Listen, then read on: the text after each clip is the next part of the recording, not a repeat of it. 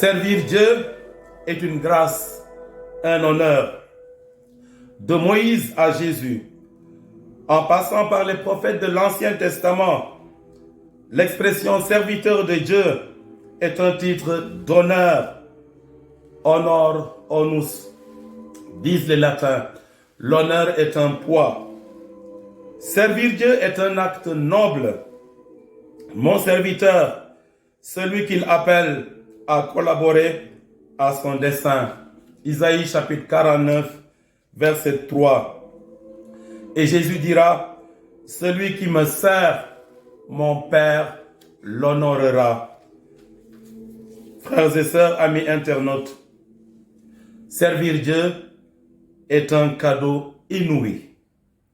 Dieu pourrait tellement se passer de nous et faire 10 000 fois mieux que nous.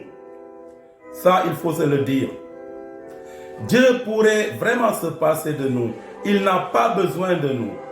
Et il ferait mieux, 10 000 fois mieux, ce que nous faisons et prétendons faire pour lui et pour les autres. Saint Paul dira, par la grâce de Dieu, je suis ce que je suis, le serviteur de la parole. Qu'as-tu que tu n'aies reçu? Nous sommes des serviteurs inutiles. Quelles que soient les performances de notre ministère, quelles que soient nos compétences, nous restons des serviteurs inutiles. Nos réussites, nos performances pastorales ne doivent jamais être source et motif d'orgueil. Nos titres dans l'Église ne doivent jamais être motif et source d'orgueil. Servir Dieu exige donc l'humilité, de l'humilité, humilitas. Servir Dieu exige des sacrifices, exige des renoncements. Et tous les grands serviteurs de Dieu, tous les serviteurs de Dieu sont passés par là. L'humilité, le renoncement et les sacrifices. Le serviteur de Dieu est appelé à souffrir, à rencontrer des difficultés. Ce n'est pas parce que nous sommes investis serviteurs de Dieu que les difficultés de la vie nous seront épargnées. Bien au contraire, un jour on raconte même, c'est Sainte Thérèse d'Avila qui fondait des communautés et vraiment travaillait pour Dieu.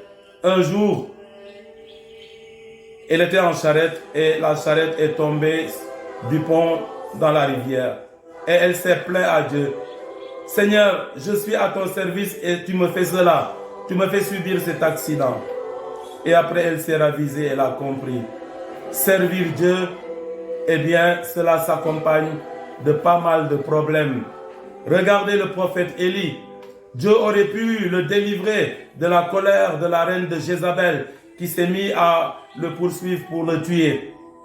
En plein désert, il s'est laissé affaler sous un buisson. Et il a dit à Dieu, prends ma vie.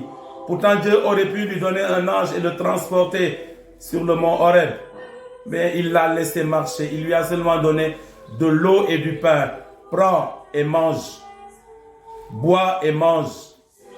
Et il s'est levé et il a pu continuer son chemin, lui seul, avec cette force que Dieu lui avait donnée, de l'eau et du pain. Oui, il en coûte de servir Dieu. Il en coûte. Aucune difficulté ne nous sera épargnée. Prends ta part de souffrance, dira l'apôtre Paul à son disciple Timothée. Tous les vrais serviteurs de Dieu ont connu des nuits, des traversées de désert, des nuits de solitude. Le serviteur de Dieu d'aujourd'hui doit toujours s'en souvenir. Frères et sœurs, alors, la vraie grandeur chrétienne consiste à servir et non à jouer les maîtres et seigneurs. La vraie grandeur consiste à servir et non à jouer les maîtres et les seigneurs. Un homme n'est grand que quand il sert et non quand il se fait servir. C'est la leçon que Jésus nous donne aujourd'hui. Lui qui s'est mis à laver les pieds de ses apôtres. Alors il nous invite tous à l'école du lavement des pieds, à l'école du service. Servir, cela s'apprend. Cela ne s'improvise pas. Il y a aujourd'hui beaucoup de gens qui prétendent être serviteurs de l'État, serviteurs de Dieu, et qui n'ont jamais été à l'école du service, qui n'ont jamais voulu apprendre. Aujourd'hui, Jésus nous donne l'exemple. Faites de même. Lavez les pieds de vos subalternes, vous les chefs. Un chef n'est grand que quand il sert et non quand il se fait servir. Amen.